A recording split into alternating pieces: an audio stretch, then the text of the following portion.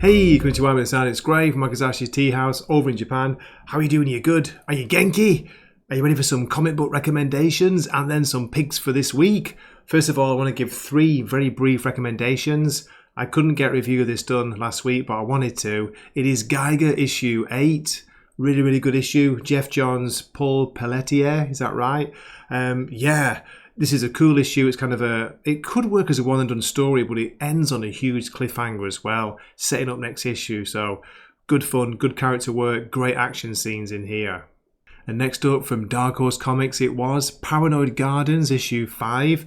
Just found out it's the penultimate issue. It all wraps up next issue, as far as I know. Written by Gerard Way with Sean Simon. It's got art by Chris Weston. Look at this cover. This gives you an idea of the completely bonkers, out there zany art in the issue. It is a weird story, but it is so inventive. It's something different. If you're looking for that kind of, weird indie title, maybe give this a shot.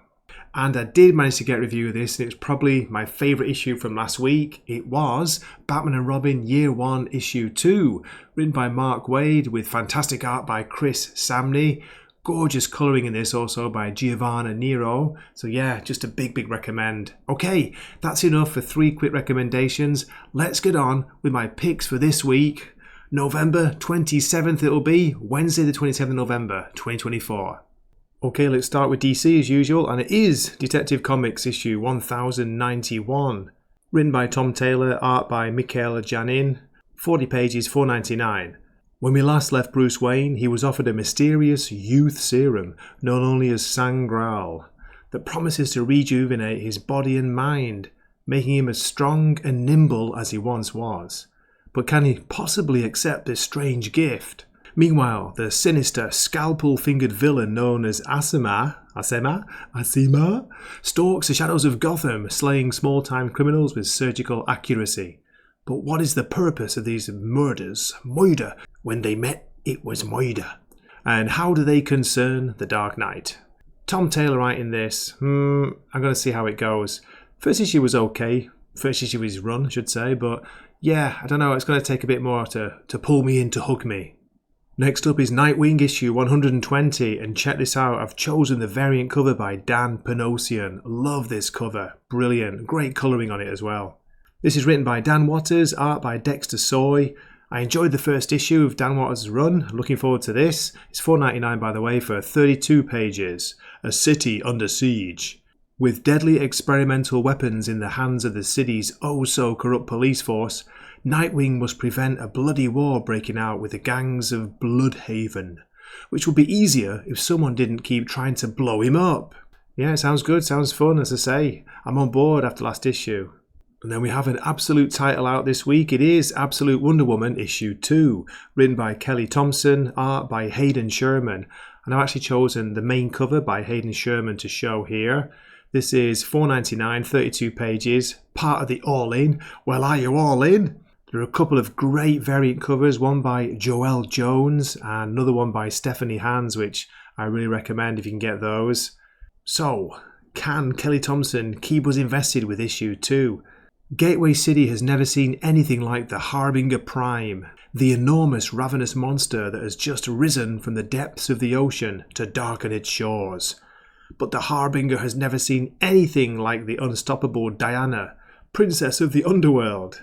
Superman issue 20, written by Joshua Williamson, art and cover art by Dan Murrah. Great cover here. Doomsday from Hell. Superman and Superwoman investigate Lois Lane's new powers as they deal with the unstoppable Doomsday. But when the mysterious Time Trapper reveals his ultimate secret, it shakes Clark, Lois and the rest of the super family to the core. $4.99 for this, 32 pages, Legacy issue 863. Still on board, especially now that Dan Murrah is doing the main art. So yeah, looking forward to this. And speaking of Dan Murrah, here he is again with a brand new number 1, Justice League Unlimited issue 1. $3.99, 32 pages, written by Mark Waid.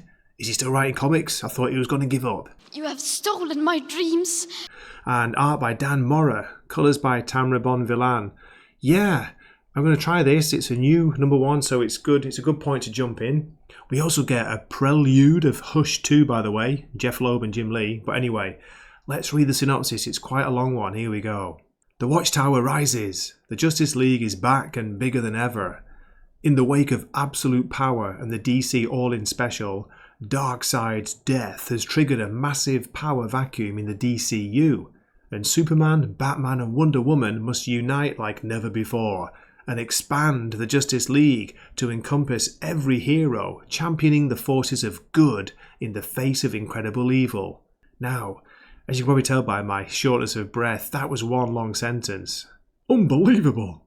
It continues, as our heroes work to uncover the mystery of the Dark Lord's successor, Ray Palmer's Atom Project triggers a race between hero and villain to control the fate of metahuman abilities on planet Earth, which threatens to destroy everything the League has built. Worlds will live, worlds will die, and a surprise is waiting in store on the last page. What do you think? Are you in? Are you interested? It says don't miss it, the dawn of the new era of justice. We've got the Trinity on the cover there with the Flash, Captain Atom. Who's that in the background? I'm not sure. Star Sapphire, is it? And Black Lightning, I do believe, but hey, could be wrong. Okay, next up we have Green Arrow, issue 18. Chris Condon is writing this now, with art by Montos. The Emerald Archer heads back to the streets of Star City for his next adventure with this brand new team of Chris Condon and Montos. The cold-blooded murder of a Star City businessman announces the arrival of a horrifying and mysterious serial killer. When details of the victim's dark business dealings emerge, Green Arrow must contend with hard truths from the city's past and race to stop the murderer before they strike again. This is listed at $3.99 for 32 pages, legacy issue number 351. What do you think? I enjoyed Chris Condon's very brief kind of prelude story in the annual, Green Arrow annual, so I'm open for this, looking forward to it. And finally from DC, Batman The Long Halloween, issue 3 of The Last Halloween. Good grief, how many titles has this got? Written by Jeff Loeb, art this time, this issue by Mark Chiarello. The cover art here is by Tim Sale. May he rest in peace. All it says is, as the noose tightens around Gotham City, Robin seeks aid from an unlikely ally, and Batman confronts a deadly spectre from the past. I've enjoyed the first 2 issues, although maybe the second issue, Klaus Janssen's art wasn't as good as Eduardo Risso on the first, but, just being a bit picky. This is 3 of 10, it says on the cover, and as far as I know, each issue gets a new or a different artist.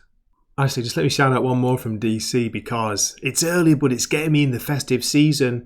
We have Batman Santa Claus, Silent Night Returns, issue 1.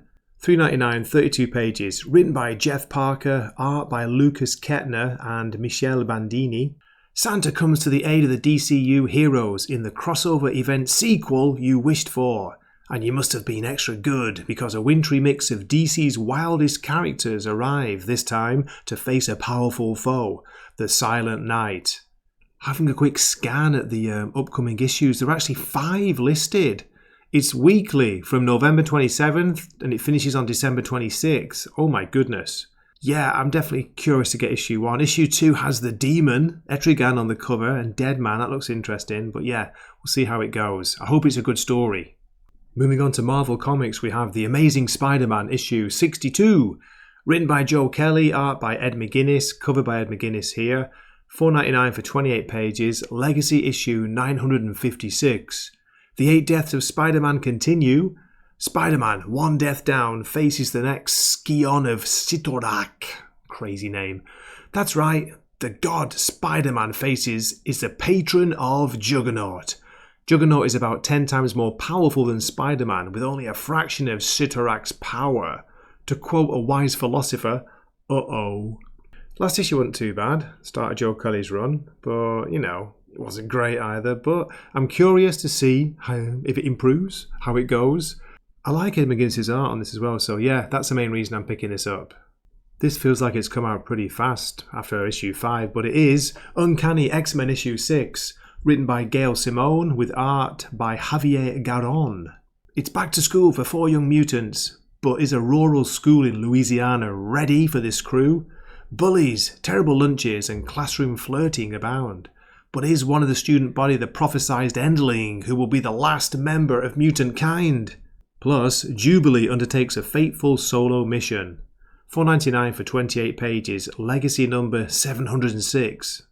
The Incredible Hulk issue 19. Get ready for it. Legacy issue 800. So, guess what, folks? It's going to be a extra sized, extra priced. $7.99 is for 64 pages.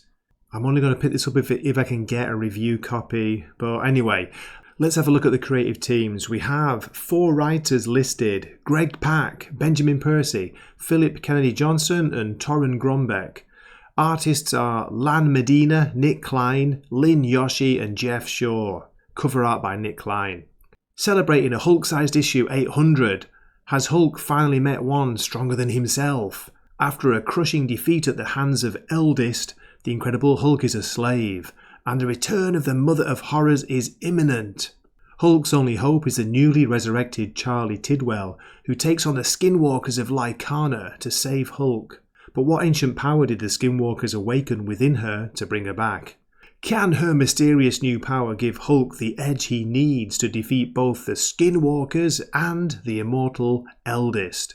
Plus, all new tales of the extended Hulk family featuring She-Hulk, Brawn and the Red Hulk. What do you think? Are you tempted? Would you splash out $8 for this? Next we have Iron Man issue 2. That's right, issue 2 of this new run by writer Spencer Ackerman. Art is by Julius Ota. $3.99, 32 pages. Now, to be honest, I didn't really think that much of issue 1, the first part of this, the Stark-Roxxon War, part 2 this is. So I'm going to give it a shot, but see, this has got to grab me. It really has to keep me on board. The return of the Ironmonger, it says here. Roxxon have revealed their latest C-suite recruit. Who's in the suit, and does the appearance of the new armour have anything to do with the absolute destruction of every single one of Tony's own suits? Forced back to basics in an offline clunker, Iron Man's reduced to raw firepower and sheer force of will. And now, AIM is going to strip that away too. Another familiar face wields the knife that'll take Tony down. Iron Man is no longer invincible. What do you think? Any fans of the first issue out there? Do let me know in the comments. Okay, we have another new issue 1 here from Marvel. It is West Coast Avengers, issue 1. Written by Jerry Duggan, art by Danny Kim. The cover here is by Ben Harvey. And I want to show you one more of the variant covers which really caught my eye. It's this Stanley Art Germ Lau variant. Wow, beautiful, beautiful image of Firestar, who I don't know by the way. I'm just going off the solicit. Ultron returns. Redeemed? Question mark. Iron Man and War Machine have put together a new team of Avengers. One that includes villains seeking a path to redemption. Their case study? Ultron, who, against all odds, seems to be walking the straight and narrow for now. But does the success of one guarantee the success of all? Spider-Woman and Firestar have their doubts. And can any amount of heroics really absolve Ultron of his past? $4.99 for a 32-page issue here, a new number 1. I've liked some of Jerry Duggan's writing in the past, so yeah, I'm going to give this a shot. How about you? And just one more from Marvel, and blame Jim from Winsize Comics, get me into this. Spider-Boy, issue 13, written by Dan Slott, art by Paco Medina. The cover here is by Paco Medina. Okay. The secret origin of Spider-Girl. Is she friend or foe? It's not looking good for Spider-Boy. This will be a fatal issue, especially once you learn about the Golden Fang and why it may mean the death of Spider-Boy and Daredevil. Can you believe it? $4.99, 32 pages. Yeah, it's just a fun book. It's a fun all ages book, which it actually has been a lot more enjoyable than the main Spider-Man book. Especially when Zeb Wells is writing it, you know what I mean? Right, moving on to indies, and first of all we have Teenage Mutant Ninja Turtles issue 4 from IDW. Price $4.99 for 28 pages. It's written by Jason Aaron with art by Chris Burnham. The cover here is by Raphael Albuquerque. Chris Burnham returns to art duties as we finally learn the fate of Donatello. Trapped in a mutant zoo and forced to fight rich men looking for a thrill, his mind is still broken since last we saw him. As mysterious forces gather against him, can Donnie gather himself to defeat these enemies and set himself free. Jason Aaron is exploring the individual Teenage Mutant Ninja Turtles, apparently, setting the stage for their reunion.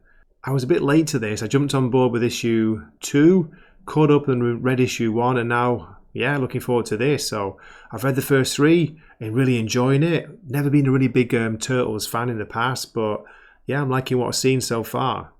Next up from Image Comics, we have Spawn, issue 359. Written by Rory McConville, art by Brett Booth. Still only $2.99 for this. Blood and Spawn are approaching their final confrontation, but Blood has an offer. Better the devil you know than the one you don't. Is there a deal to be made with the king of the vampires? Great cover art here by Bjorn Barons, gotta say. Love it. Again, I've said this a few times, but I'm still reading Spawn and I'm still reading The Scorch, the Spawn team book. Those two, I think, are the better of the 4 titles. So do let me know if you're a fan. Have you been reading Spawn? Are you into it? And do let me know in the comments. Next up from Ghost Machine and Image Comics, we have Hyde Street, issue 2. Written by Jeff Johns, pencils by Ivan Rice, inks by Danny Mickey, colours Brad Anderson. Great cover, first of all, by Ivan Rice. Look at that. The all-new horror series by the team behind Blackest Night and Aquaman, The Trench, continues as Jeff Johns and Ivan Rice dive deep into one of the denizens of Hyde Street, a Boy Scout on a mission to destroy a corrupt cop, and all other authority figures he can get his hands on. But who exactly is Pranky, and where did he come from? And what's his favourite knot to tie? $3.99, 32 pages. Can't remember if I've just said that or not. I'm on board this. I like a bit of Twilight Zone, Outer Limits, horror titles. Really enjoyed the first issue and looking forward to getting to know more of this weird, wacky and dangerous world. Shout out to Salty Travelling Sea and Purple Valkyrie, as the next issue is Feral, issue 8, written by Tony Fleece, art by Tone Rodriguez and Trish Forstner. It says here the cover artist is by Tony Fleece and Trish Forstner. Interesting. More animal horror from the masters of petsploitation. Elsie is reunited with an old friend in the creepy shack deep in the rabies-infested forest. Wow. Is this place a sanctuary at long last, or a house of dark secrets? And what exactly are the cats living here hiding from Elsie? It's the Disney animated movie that you never knew you wanted. Okay, coming up are 2 of my current favourite indie titles. The first one is, from Image, Falling in Love on the Path to Hell, issue 6. Written by Jerry Duggan, art by Gary Brown, colours by Chris O'Halloran. $3.99 for 28 pages. The love affair heats up as the samurai and the gunslinger spend their nights pressed together, and their days avoiding the cult of warriors out to kill them. McWraith gets another clue on how to activate the path off the island, and we introduce another tribe hiding deep in the mists. Have a look at this cover here. What do you think? I like the shadows projected on the walls, and then we see the couple, the samurai and the gunslinger, in a loving embrace in front of a burning fire. Wow. And also from Image, Grommets issue 6 comes out. Really, really fun comic. It's $3.99 for 32 pages. Written by Rick Remender and Brian Posen. Art by Brett Parson. Colours Moreno Dinicio. I mention the colours because they're great inside. Look at this cover for a start. And by the way, folks, issue 6, it's 6 of 7. It's the penultimate issue. Things go sideways in a hurry when the drunken and uninvited jocks decide they don't like the look of our misfit friends. Based on true stories that change the lives of 2 damaged kids forever. I think they're talking about Rick Remender and Brian Posen there. It's a flashback to the 1980s, skateboard life, punk, metal, sex, drugs, rock and roll. I don't know, just made that one up. It's better to burn out than to fade away. And we have another Ghost Machine debut. It's issue 1 of Hornsby and Halo, written by Peter J. Tomasi, art by Peter Schneeberg. Sorry about that, Peter. Colours John Callies. $3.99, 40 pages. It's good versus evil from the minds of Peter J. Tomasi and Peter Schneeberg. Keeping the cosmic peace isn't easy, but the opposing leaders of heaven and hell broker a deal that trades Zachary Halo, an angel child, to a demon family, and Rose Hornsby, a demon child, to an angel family. And they hope this truce will halt the winds of war. Winds of War? That takes me back to the 80s. It's nature versus nurture as the turbulence of adolescence comes crashing down on two teenagers who have no idea just who and what they truly are. Not yet. I don't know much about this series, this issue, apart from the synopsis, but with a new #1 from Ghost Machine, you've got to give it a shot, have a look at it. Peter J. Tomasi, it can't be bad. So, let me know in the comments if you're going to pick this up as well. There's a pretty cool Ivan Rice variant, by the way. Just want to shout that out. Yes.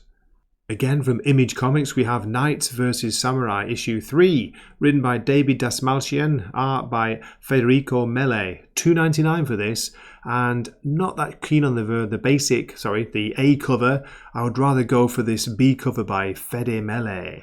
The fate of Charles and his men is uncertain as they are held prisoners by the samurai army, but a chance glance at a tapestry may unlock the door to understanding. There are 6 issues listed so far for this, so yeah, I'm on board. I'm going to see how it goes, see if it can keep its hooks in me, keep its katana in me. Don't know what I'm talking about now. Just 2 more to go now, folks. Image Comics presents Savage Dragon issue 273. Writer-artist Eric Larson on this, of course. $3.99 for 32 pages. Banished to Earth from the Golden Realm, the deadly demigods attempt to take the city of San Francisco for their own, and they'll slay anybody who stands in their way. That's it. It says on the cover, Bloodbath. You know what you're going to get when you look at the cover. That's pretty much it. That's the art. That's Eric Larson's style. These are usually completely bonkers, a bit wild, a bit naughty, but very entertaining in comic books. So yeah, have a look. I blame Dwayne for this. He got me into it. And my final pick of this week is from Mad Cave Studios, Gatchaman issue 5, written by Cullen Bunn, art by Chris Batista, colours by Carlos Lopez, and this cover, these awesome covers by the way, they've all been by Inaki Miranda, cover artist. Love it. A rogue commander disregards orders from Berg Katze and charges forward with a powerful mecha creation. Can the Science Ninja Team, Gatchaman, defeat it and rescue the missing scientists? With the Beta Team in the wild, will they rise to the occasion or fall to Galactor's forces?